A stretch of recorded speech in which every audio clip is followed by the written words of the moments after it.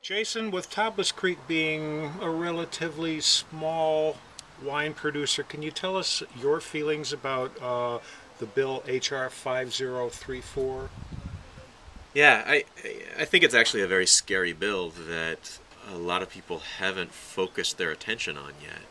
I mean, it is still a bill. It hasn't even made it to the floor of the House for a vote.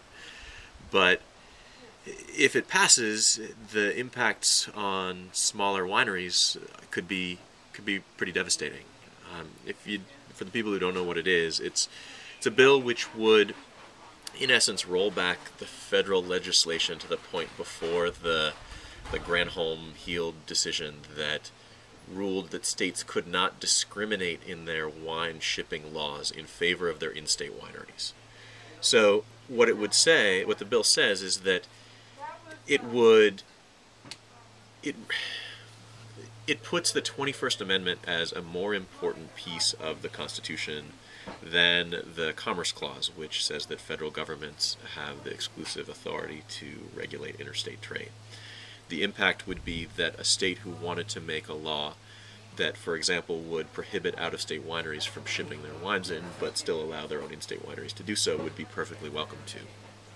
And based on the state legislation that was in place before the Supreme Court opened this up, the impact would be to immediately cut off access to consumers from out-of-state wineries.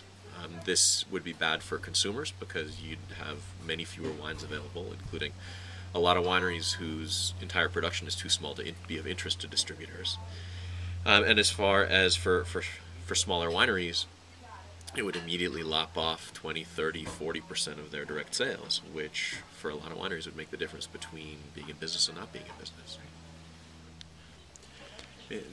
The bill was actually written by the Beer Wholesalers Association of America, because really they're the only tier which hasn't benefited from this liberalization of direct shipping.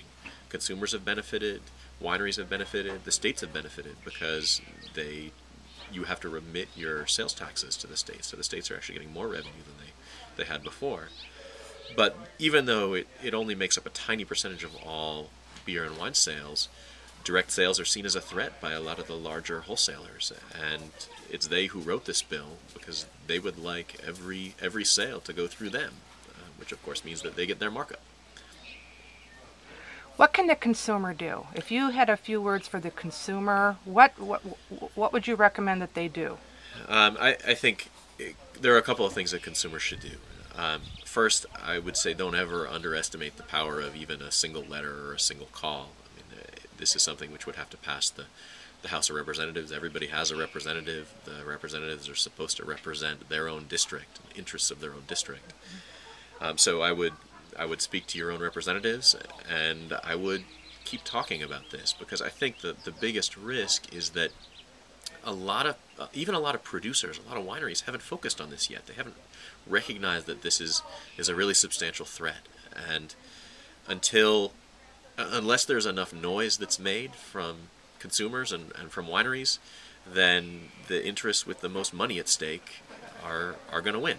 And the interests with the most money involved in these campaigns are always the wholesalers associations. Is there a particular website that a consumer could go to? Yes, the best website for all of these direct shipping issues is Free the Grapes. It's freethegrapes.org, and from there you can find links to how to email or write your senators, how to spread word to your friends, and really what else is at stake.